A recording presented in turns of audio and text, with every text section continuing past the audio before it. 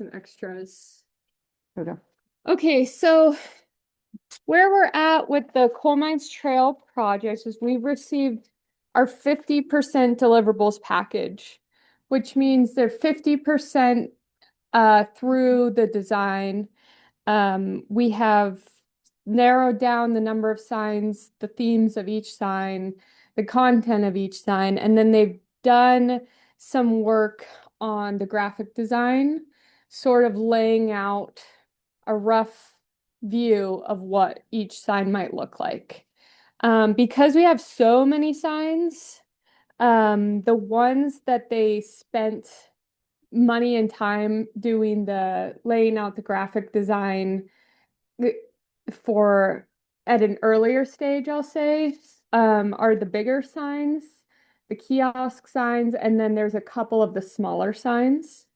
But otherwise, this list of 17 includes all the smaller signs. So if there's a sign that I don't go over, it's on this. And if you have any thoughts or questions about any of these specific signs, maybe some in your family worked at the powerhouse, for example, and you have special interest to see what that sign looks like, just reach out and we can show you where the development is on each of the smaller signs.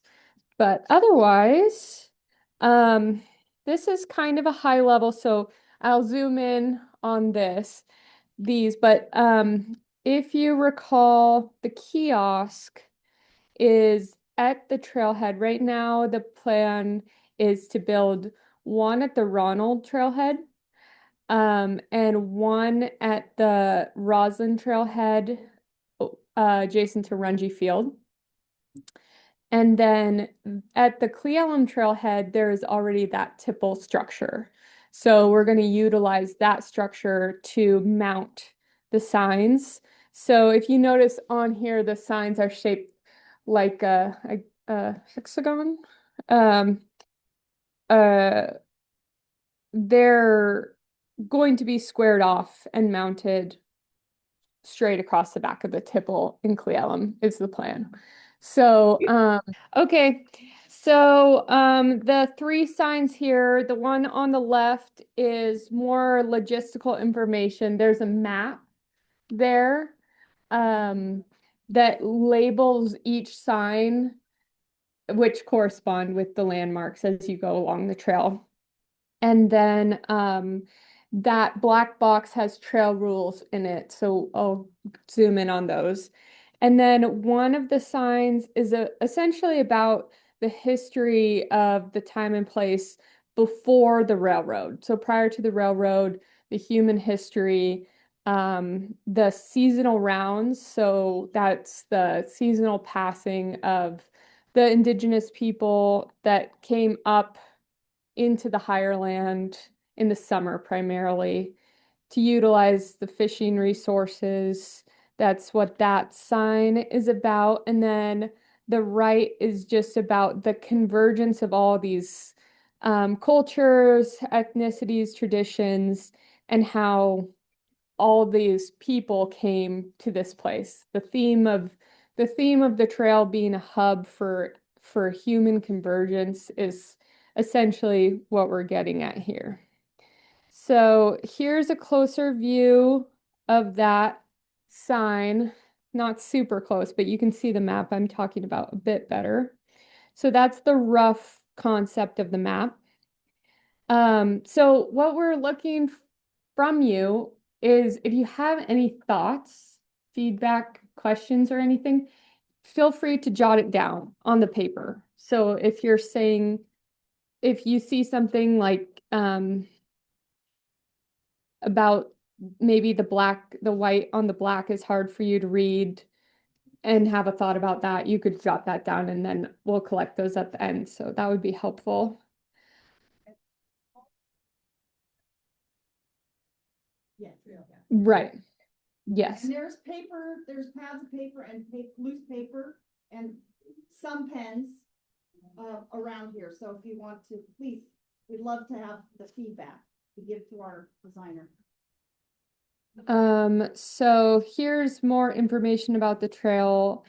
The rough, the it describes the trail logistics in some way, which right now we really don't have anything that describes what the trail is as far as the length and the conditions, the rules of the trail. So we worked with the Coal Mine Trail Commission. They told us what rules they would like on there. We'll be labeling parking, trailheads, bathrooms, benches. Um, but this might be something we workshop a little bit as far as readability and engagement, making sure people actually read the rules. Um, that might be something that isn't super accessible right now in this layout. Okay, so this is maybe more fun. This is one of the signs along the trail. So not at the trailhead, along the trail, we have smaller signs, but of those smaller signs, we have three that have a bigger sign. So this is, I believe, th 3 feet by 4 feet, two, Something like that. yeah. So this sign goes up by Ronald, closer to the number 3 mine, which is where a lot of the Black pioneers originally migrated to begin working. So this sign is depicting essentially that migration.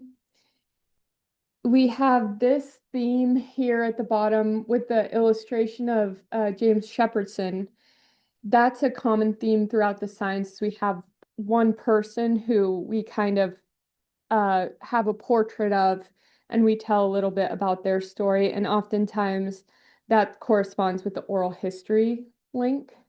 So in the very bottom right corner, there's a QR code and a little listening ear. That is a link to an oral history.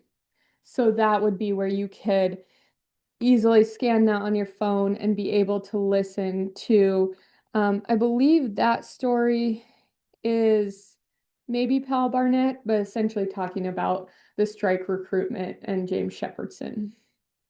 So, does anyone have any thoughts they might be willing to share? Yeah.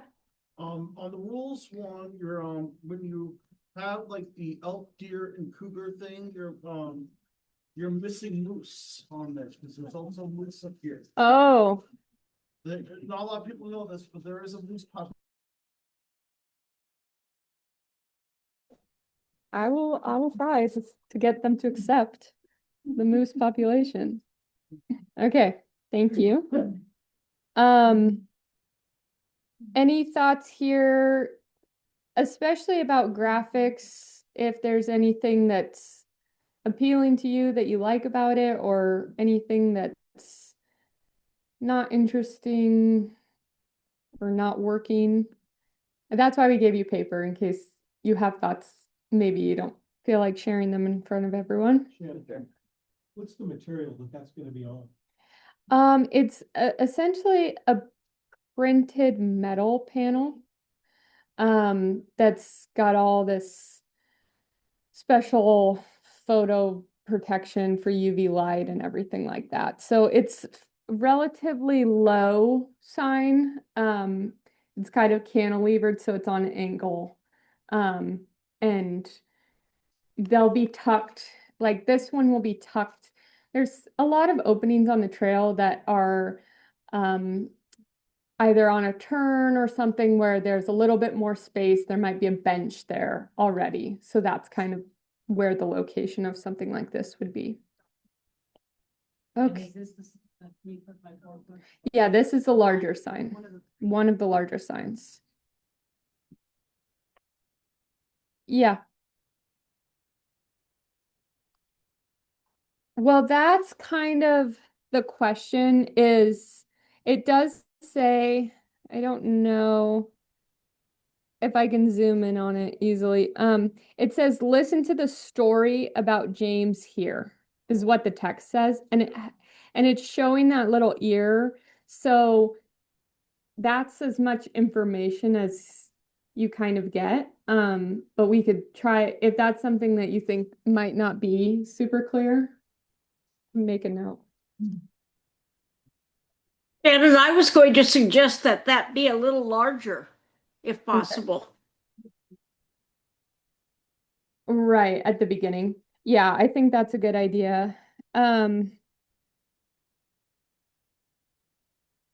yeah. So Linda said she thinks it should be a little bit larger, which I can see. I could see how it could, right. Okay, so we'll move on to another large sign. This is about Rungy Field. So this will be located by Rungy Field alongside that where the trail cuts back behind the field. Um, so you'll kind of be at the similar vantage point to that big picture when you're along the trail. Um, so I can just read this in case it's hard to read in the back.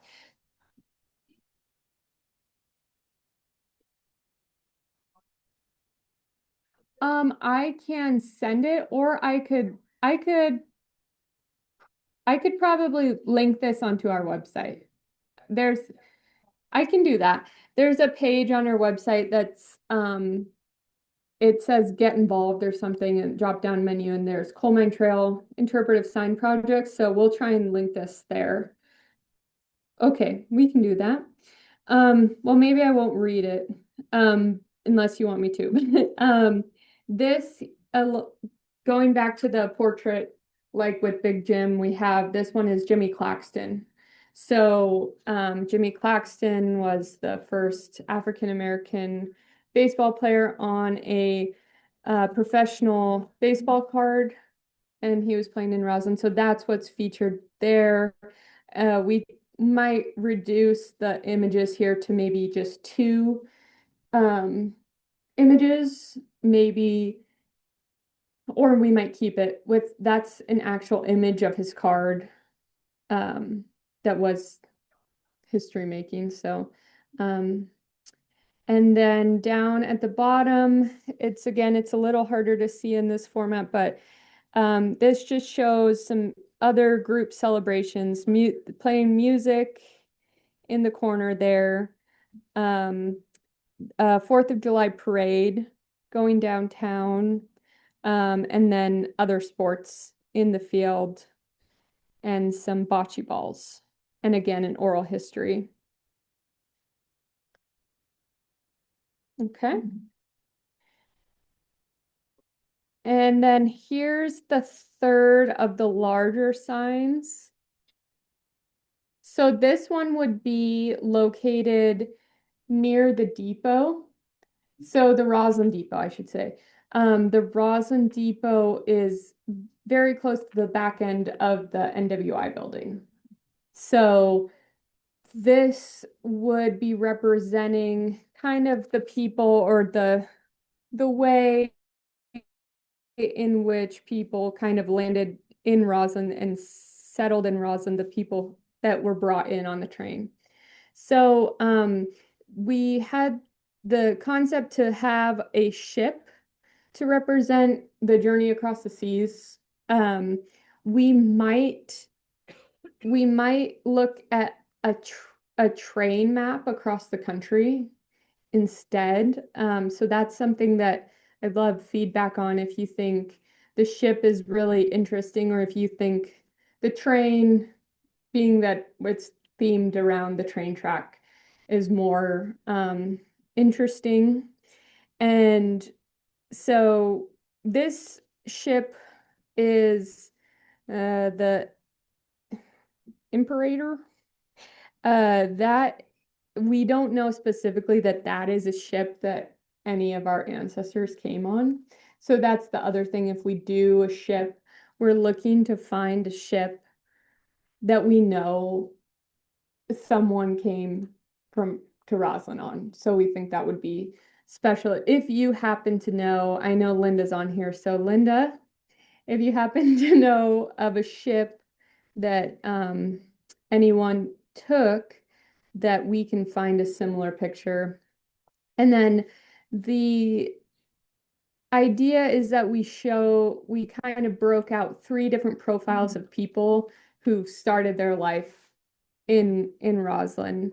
So Harriet Jackson Taylor Williams, the matriarch of the Craven family, came across the country from Illinois. Then we have Fanny Meritich, who came from Croatia, so landed here when she was 15.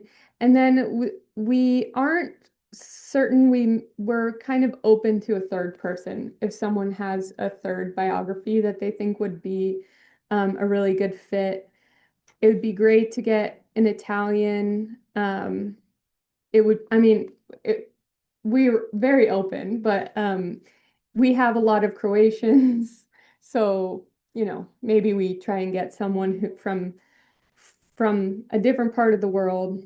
And then this little blurb here is just talking about the thriftiness of people and the immigrants who came from Europe and how they brought fruit seeds and started their own gardens and survived on a typical miner salary of $3.50 a day.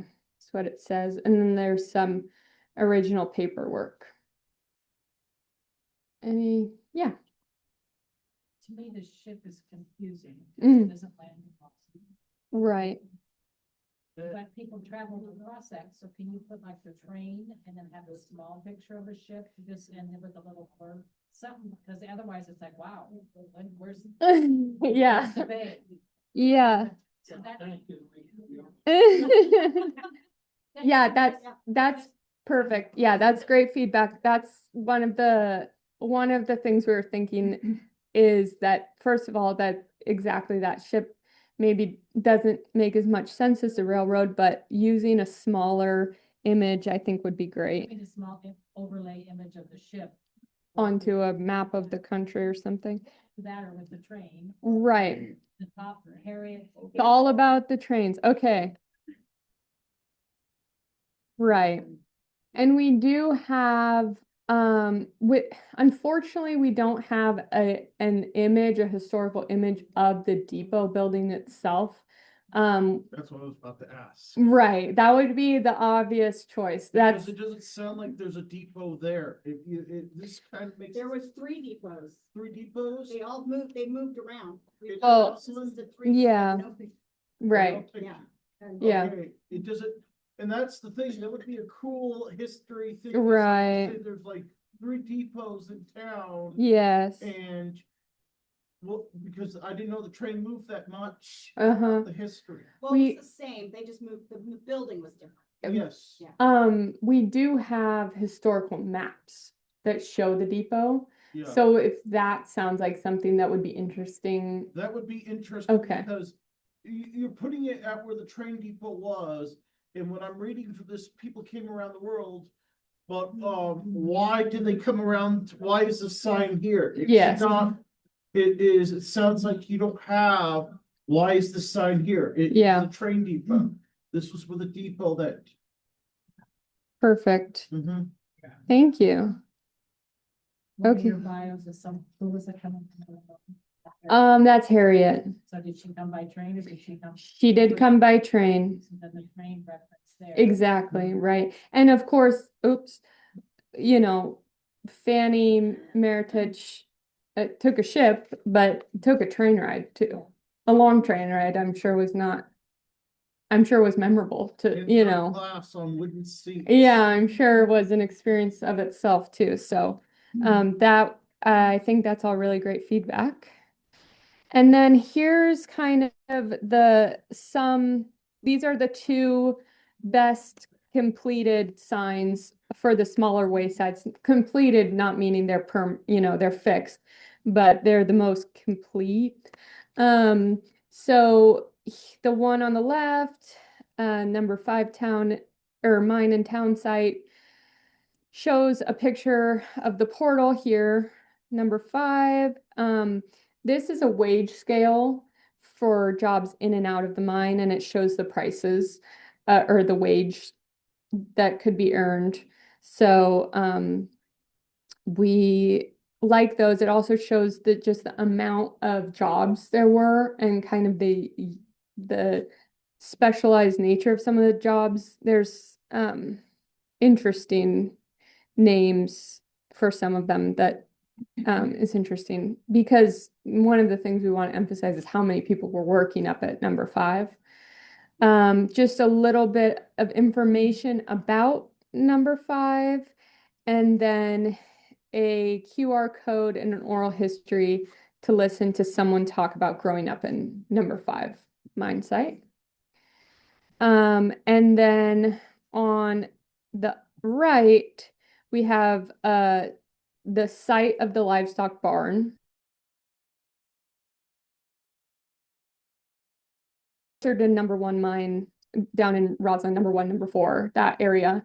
And so you can see some of the animals instead of depicting, here's the horse barn, here's the mule barn, here's, we thought we could kind of showcase the use of a mule in a mine. This is a special photo. We've been working on improving this photo. We haven't quite cracked the code on that. So you can see the mule a little bit better, but it's a really interesting photo to us because you can see the men, how low the ceiling is in there, and you can see a mule actually working in the mine and how dark it is in there. So, but we've also heard and appreciate that that is not super easy to see, and some people might not see the mule when they look at it. So we're working on that, and then a horse outside the mine. And then this portrait is of this dog who would escort his horse back to the barn every day with the ice cream cone in tow. So that was one of the kind of themes we wanted to have a little bit of levity and some of that quirky, fun Roslyn character in there too. Yeah. You were a little minded for speed. Run the mule in the mines. The mules never left the mines when they got blind, and they kept them underground. Right. Yeah. Very long. That is one of the, and maybe that's something we could emphasize a little bit more on the signs. Here, we did have a picture of blinders. So when a mule would be brought out of the mine, their eyes would be covered so they wouldn't see light. So we did have that as a possibility at one point. We just kind of dialed things back, but I think that fact about the light is a big deal. It's an interesting part about using animals like this. So thank you. Anything else? Anything about in general, if this is a good amount of information on one side, you feel, yeah. You keep referring to we. Who is we? So I guess I'm probably referring to the committee that we have with Maria and I, Nikki from Mountains to Sound Greenway Trust, working with the designers who are putting these together. So this project is a Heritage Club project, not some other group?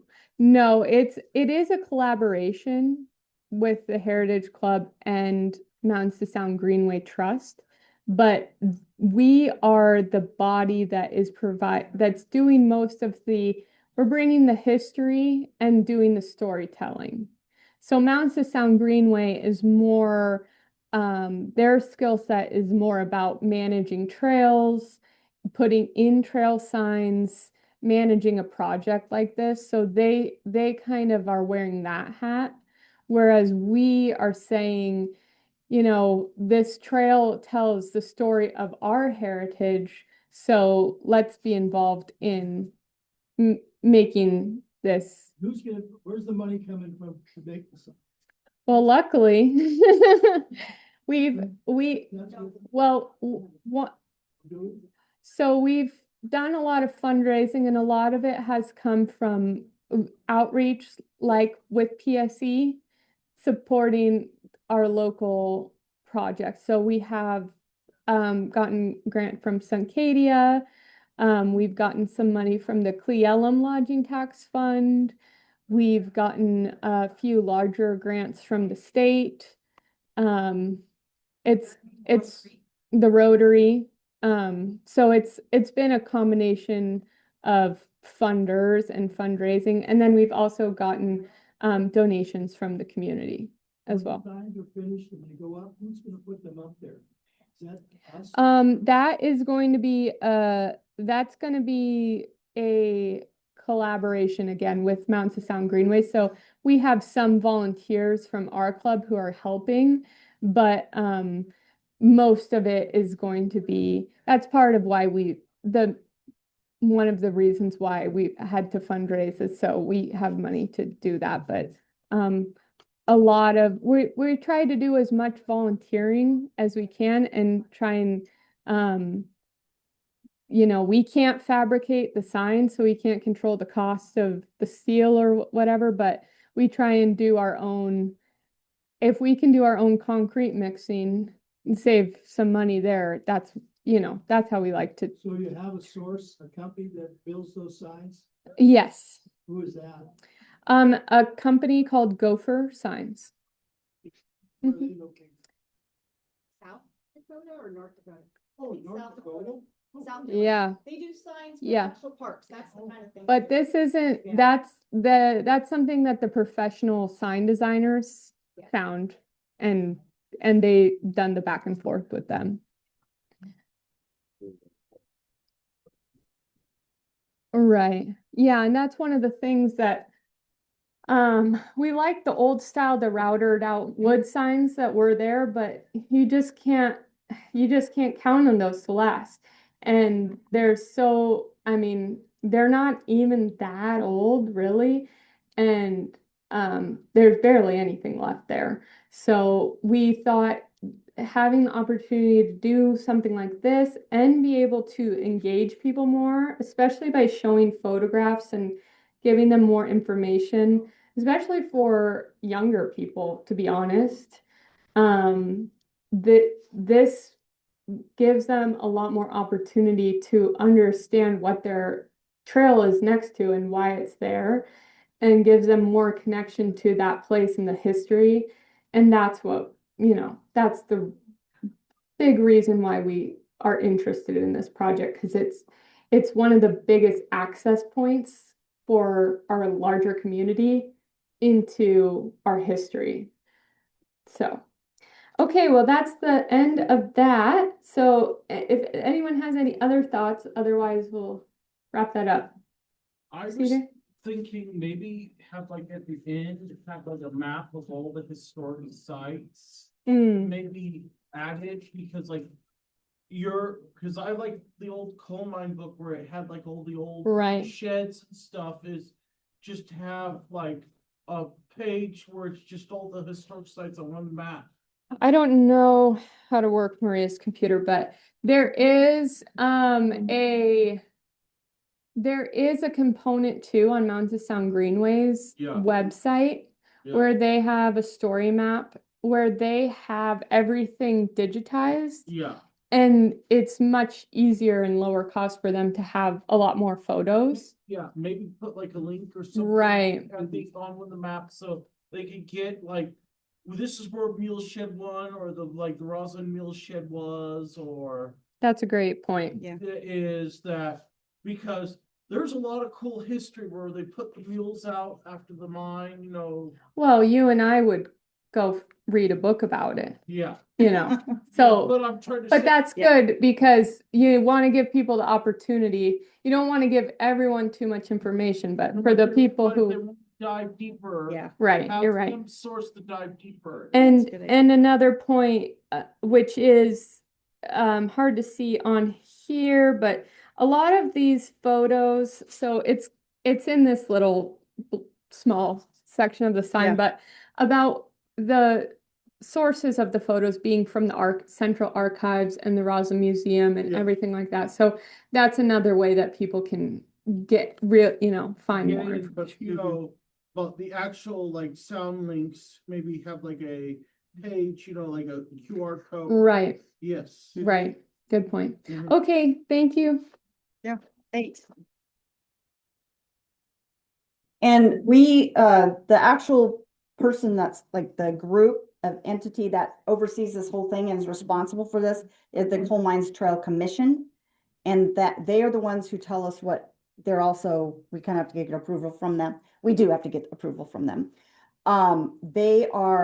There's an elected official from the county, City of Roslyn and City of Cleolum, and then there's a citizen from each of those three entities. So, and we have two of our active members are on that, Tony Fields and Greg Maris.